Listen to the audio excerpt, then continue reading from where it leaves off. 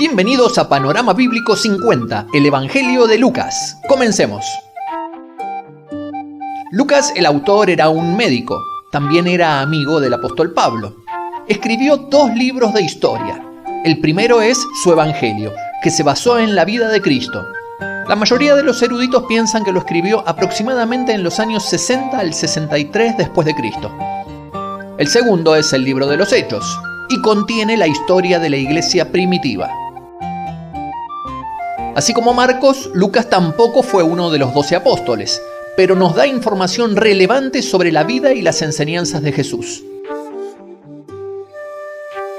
Su tema es Jesucristo, el Salvador de toda la humanidad. Mateo fue un judío que les escribió a los judíos, y Lucas fue un griego que les escribió a los griegos. Tenía por lo menos 2 propósitos para escribirnos la historia de la vida y el ministerio del Señor. El primero y principal, presentar a Jesús como el Salvador de toda la humanidad, no solo de los judíos. Lucas enfatiza que Jesús vino a buscar y a salvar lo que se perdió. Y el segundo, enfatiza que Jesús era el hombre perfecto. La meta más alta de los griegos era encontrar al hombre ideal y perfecto. Todos los griegos educados buscaban la persona perfecta. Así que Lucas mostró que Jesucristo era el hombre completo, el hombre perfecto.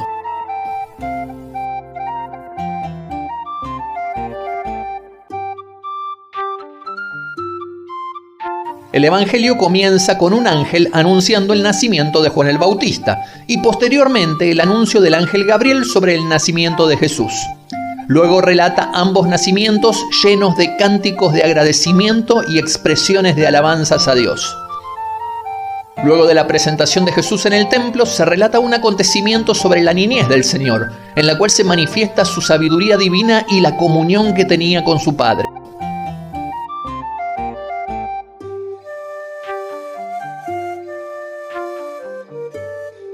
En los capítulos 3 y 4 encontramos a Juan el Bautista preparando el camino para el Salvador a través de la predicación y el bautismo para arrepentimiento, para luego aparecer en escena el mismo Jesús y ser bautizado, identificándose así con la culpa de la humanidad que vino a pagar. Lucas también nos relata la genealogía del Señor, que a diferencia de Mateo, que comienza desde Abraham, Lucas la extiende hasta Adán, mostrando su relación no solo con los judíos, sino con toda la humanidad que viene a salvar.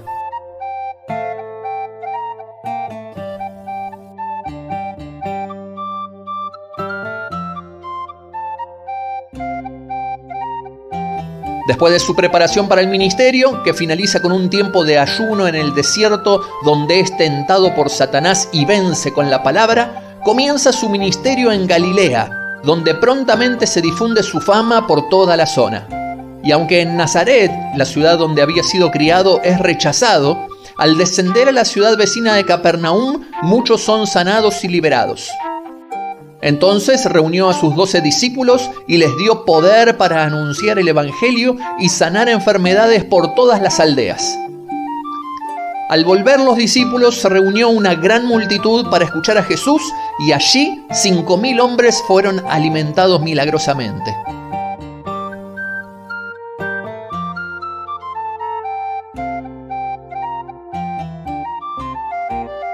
Desde aquí, Lucas anuncia que ya se había cumplido el tiempo de ser recibido arriba e ir a Jerusalén.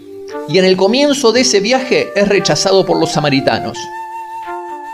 Entonces envía a otros 70 discípulos a las aldeas que habría de visitar, dándoles autoridad para sanar enfermos y anunciar que el reino había llegado, los cuales volvieron gozosos por ver el poder de Dios trayendo libertad a los cautivos.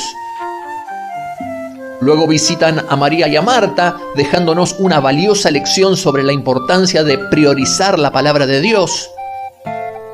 Y desde el capítulo 11 encontramos una sección de enseñanzas que incluyen la oración, la actividad demoníaca, lo inútil de pedir señales cuando el corazón está endurecido, una reprensión a la hipocresía de los fariseos, una exhortación a no temer y confesar a Cristo delante de los hombres, lecciones sobre el peligro de las riquezas, el afán y la ansiedad que traen estas, la importancia del perdón y el arrepentimiento, varias ilustraciones con respecto al reino de Dios, a cómo Israel rechazaba la invitación divina, el gozo de Dios al encontrar lo que estaba perdido, y el correcto uso de los recursos materiales, entre otros temas. Y entre estas enseñanzas tenemos algunas sanidades, como la mujer encorvada por un espíritu de enfermedad, que fue sanada en día de reposo, la sanidad de un hidrópico, que también fue sanado en un día de reposo, la sanidad de los 10 leprosos entre Samaria y Galilea, y la sanidad del mendigo ciego cerca de Jericó.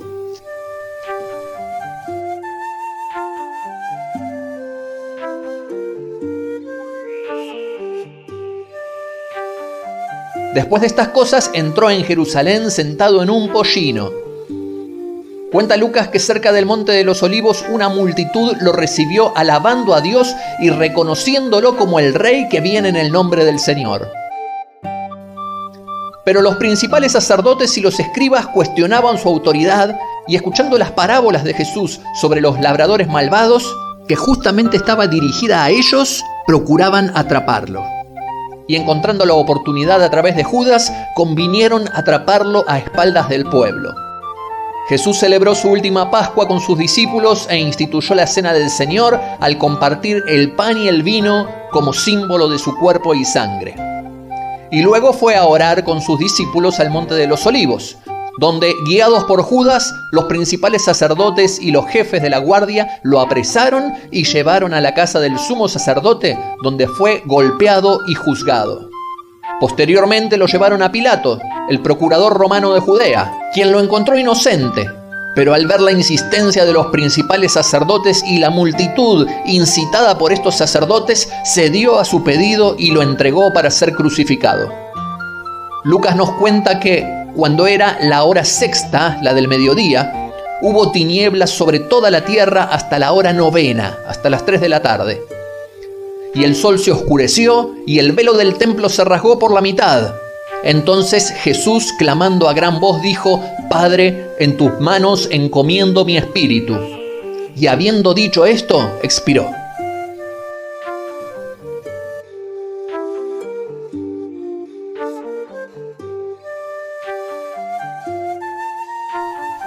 Pero al primer día de la semana, cuando algunas de las mujeres llevaron al sepulcro especias aromáticas, encontraron la piedra removida.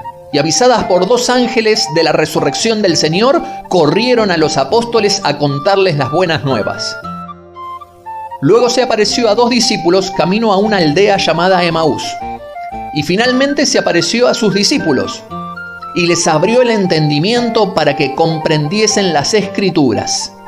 Y luego los comisionó a que predicasen en su nombre el arrepentimiento y el perdón de pecados en todas las naciones. Entonces, sacándolos hasta Betania, lo vieron ascender al cielo. El Evangelio de Lucas tiene ciertas características particulares con respecto a los otros 3 evangelios. Podemos ver un enfoque en la compasión y en la misericordia, a través de las parábolas del buen samaritano y el hijo pródigo. También muestra un énfasis en el papel de las mujeres, el papel de María, de Isabel y las mujeres que lo apoyaban financieramente. Podemos ver un énfasis en la oración y en el Espíritu Santo, que se verá ampliamente desarrollado luego en el libro de los Hechos. Y tiene la particularidad de un lenguaje literario mucho más sofisticado que los otros evangelios, un estilo más cercano a la literatura clásica griega. También, aunque Mateo tiene 28 capítulos y Lucas 24, en extensión de palabras, Lucas es el evangelio más amplio. En próximos videos hablaremos sobre las parábolas y los hechos de Jesús que no pudimos desarrollar en este resumen. Hasta aquí, Panorama Bíblico 50, el Evangelio de Lucas.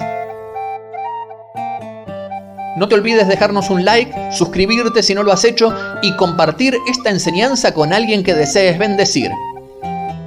Mi nombre es Juan Pablo Rivadavia y recuerda que Jesucristo es quien vino a salvar lo que se había perdido.